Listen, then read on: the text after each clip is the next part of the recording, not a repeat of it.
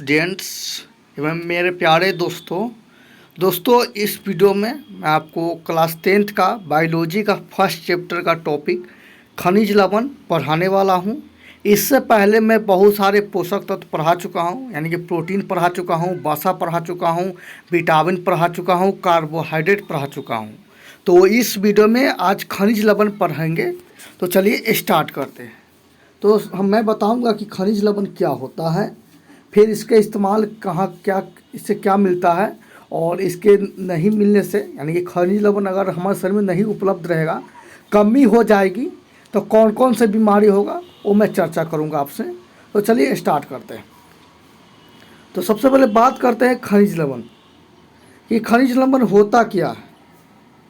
हम लोग भी सुनते रहते हैं खनिज लवण खनिज लवण खनिज लवण, और इसके बारे में थोड़ा पढ़े भी है। केमिस्ट्री में अम्ल जो क्या बोलते हैं कि धातु अधातु वाला चैप्टर जो है, और उसमें खनिज के बारे में पढ़ना है, ठीक है। तो मैं आपको बता देना चाह रहा हूँ खनिज क्या होता है। देखिए, खनिज ख का मतलब हो गया खोद कर, ठीक है, खनन करके। ख का मतलब खनन करके, खोद करके, और नीच मतलब निकाला हुआ संपत्ति, ठीक है। तो वे सभी पदार्थ जिसे हम लोग ज़मीन से खोद कर निकालते हैं, ठीक है, या खनन करके निकालते हैं, उसे हम लोग खनिज कहते हैं।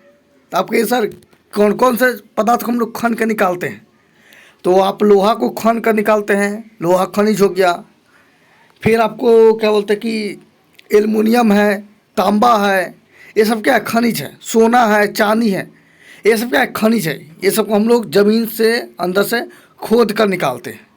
ये सब प्रकृति में उपलब्ध मतलब रूप में नहीं पाया जाता है, ठीक है। अभी आप देख रहे हो तो सर लोहा तो कहाँ खन के निकालता है, मैं तो दुकान में देखता पड़ रहा था। लेकिन दुकान में भी जो लोहा है, जो खनिज है, उसको भी ज़मीन से खोद कर ही निकाला जाता है। उसको माइनिंग बोलते हैं, साफ़ सफाई करके, पूरा टेम्परेचर गर्म करके, ठीक है, और बढ़िया से निष्कर्षण करके तब आपको मार्केट में, आपके दुकानों में, आपके शहरों में उपलब्ध होते हैं। ऐसे आप एक तरह से ध्यान रखिए। मान लीजिए मतलब मैं बता रहा हूँ कि इस प्रकृति जो है, दुनिया है, इसमें पदार्थ मुख्यतः तीन चीज़ पर पाया जाएगा, ठीक है। एक कहाँ पाया जाएगा? एक ज़मीन के अंदर, दूसरा ज़मीन पर, और तीसरा होगा ज़मीन से ऊपर, ठीक है। तो ये आप समझ रहे हैं कि प्रकृति में पदार्थ कहाँ कहाँ होता है। या तो ज़मीन का कोई भी पदार्थ ज़मीन के अंदर होगा, या तो ज़मीन पर होगा, या ज़मीन से ऊपर हवा में होगा। तीनों जगह रहता है ना, ठीक है। तो खनिज हम लोग उसको बोलते हैं जो ज़मीन के अंदर रहता है, उसको खोद कर निकालते हैं, ठीक है। KGF मूवी आया था जो सोना को खोद कर निकाला जा रहा था। तो क्या सोना भी खनिज है? अब बात आती कि लवण सर क्या होता है। तो लवण भी क्या है? लवण का भी हम लोग खनन करके निकालते हैं, लेकिन लवण का स्वाद जो होता है नमकीन होता है। तो कि सर नमक हो जाएगा लवण? हाँ, नमक आपका लवण है, ठीक है। मतलब नमक क्या है? लवण है, यानी कि जो नमकीन रहेगा, स्वाद में खरा, तो जो प्राप्त होगा उसको हम लोग लवण बोलते हैं, ठीक है। तो खनिज लवण हमारे शरीर के लिए बहुत जरूरी होता है, ठीक है। तो सर जिस प्रकार से आप पूछिएगा कि सर जिस प्रकार से कार्बोहाइड्रेट से हमें एनर्जी मिलता था, प्रोटीन से एनर्जी मिलता था, वसा से भी एनर्जी मिलता था, तो खनिज लवण से भी एनर्जी मिलता होगा?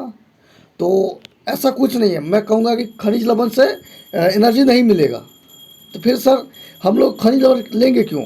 तो ये भी विटामिन की तरह ही उत्प्रेरक काम करेगा, ठीक है, किसी एंजाइम को बनाने में हेल्पफुल रहेगा। समझ रहे हैं? यानी कि खनिज लवण जो है ये आपको एनर्जी तो प्रोवाइड जनरली नहीं कराएगा, ठीक है, थोड़ा बहुत करा सकता है, तो हम लोग काउंट नहीं कर सकते हैं। बस ये क्या करता है, विटामिन की तरह ही जैव प्रक्रम को, यानी कि जो अंग है उसको सुचारू रूप से चलाने के लिए हेल्प करता है, और कुछ कुछ एंजाइम बनाने में भी ये हेल्प करता है, ठीक है। विटामिन भी एक तरह से देखिएगा तो उसमें भी मूलतः क्या बोलते हैं, जो जैव रासायनिक पदार्थ होता है वो एक से खनिज पदार्थ रहता है, ठीक है। अब चलिए चर्चा करते हैं कुछ खनिज पदार्थों की, खनिज लवण पदार्थों की, ठीक है। चलिए अब आपको फर्स्ट चर्चा करते हैं आयोडीन की। आयोडीन ये क्या है? खनिज लवण है, यानी कि खनिज तो है, इनको खन कर निकालते हैं, साथ में ये नमकीन भी होगा, ठीक है। अब कैसे सर तो आयोडीन हमारे इसमें क्यों जरूरत है? हम लोग आयोडीन कहाँ खाते हैं? तो हम लोग जो नमक खाते हैं ना, क्या बोलते हैं कि टाटा नमक, कुछ कुछ नमक आता है, नाम मेरे को नहीं याद है। तो जो नमक खाते हैं उस नमक में ये आयोडीन मिला होता है। पहले जो हम लोग नमक खाते थे और उसमें आयोडीन की मात्रा बहुत कम होती थी, ठीक है। तो सर कहिएगा आयोडीन नहीं खाएंगे तो क्या चीज़ हो सकता है? देखिए, आयोडीन नहीं खाने से या आपके शरीर में आयोडीन की मात्रा कम हो जाएगा तो आपको एक घेगा रोग बोलते हैं, घेगा, जिसको इंग्लिश में ग्वाइटर रोग डिजीज बोलते हैं, ठीक है। सर घेगा रोग क्या होता है वो भी मैं आपको बता दे रहा हूँ। देखिए, घेगा रोग में क्या हुआ कि जैसे एक व्यक्ति का गर्दन है, ये जो गर्दन है, तो ये यहाँ क्या कर फूल जाएगा, गुलठी टाइप का हो जाएगा, गोल बहुत बड़ा गुलठी टाइप का हो जाएगा। गुलठी उसको मतलब मांस का लोदा हो जाएगा, तो मतलब कि मांस का हो जाएगा, उसको दबाइएगा तो बज्जर टाइप का दिखाई देगा, ठीक है। तो उसी को गुलठी बोलेंगे। तो गर्दन में हो जाएगा। किसी किसी व्यक्ति को आप देखे होंगे जिसको घेघा रोग हो चुका है, वो गर्दन पर रुमाल बांधे रहेगा। तो रुमाल को हटा कर देखिएगा, ऐसे तो देखने में अच्छा नहीं लगेगा, तो पर उसको गुलठी और टाइप का दिखाई देगा, गोल टाइप का दिखाई देगा, बहुत बड़ा हो गया रहता है। तो वही क्या है, घेगा रोग है। ऐसा तो उसको तो उसे कोई प्रॉब्लम थोड़ी ना है, ऐसे बड़ा गुलठी टाइप का हो गया। प्रॉब्लम हो सकता है, प्रॉब्लम होता है, ठीक है। पहली बात है कि आपको शरीर का आकार चेंज हो गया। आपके सर मेरे हाथ पर, मेरे पास 2 हाथ है, एक और हाथ लटक जाएगा तो उसे क्या बीमारी हो जाएगा? तो उससे भी बीमारी है, ठीक है। और उससे बीमारी क्या है कि पहले शरीर बेढंग दिखेगा, मतलब कि जैसा मानव का रूप दिखाई देना चाहिए वैसा दिखेगा तो नहीं। फिर उसके बाद है कि जो नया आपका हाथ बना रहेगा वो क्या करेगा, कोशिका कोशिका न रहेगा, तो भोजन प्रदान कर, भोजन लेगा तो आपका जो बचा हुआ भोजन उससे हेल्प लेगा, ठीक है।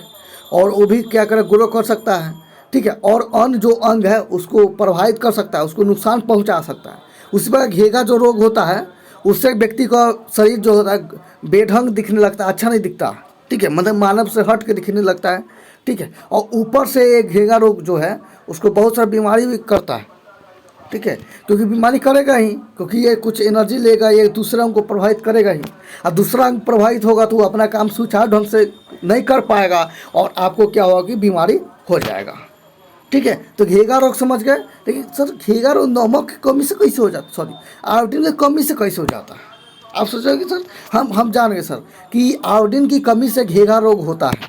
घेगा रोग में ग्वाइटर क्या बोलते हैं, ग्वाइटर घेग निकल जाता है, गुलठी टाइप का निकल जाता है और बेढंग दिखाई देता है शरीर को, और अन्य अंग को प्रभावित करता है और वो अपना काम बंद कर उसमें डिस्टर्ब आता है, इसलिए बहुत सारा बीमारी हो जाता है। लेकिन सर आयोडीन की कमी से घेगा कैसे हो जाता है?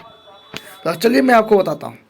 आप एक चीज़ पढ़े होंगे, एक अंतःस्रावी ग्रंथि और बहिःस्रावी ग्रंथि, ठीक है। सर आप क्या चर्चा कर रहे हैं, मुझे कुछ नहीं समझ में आ रहा।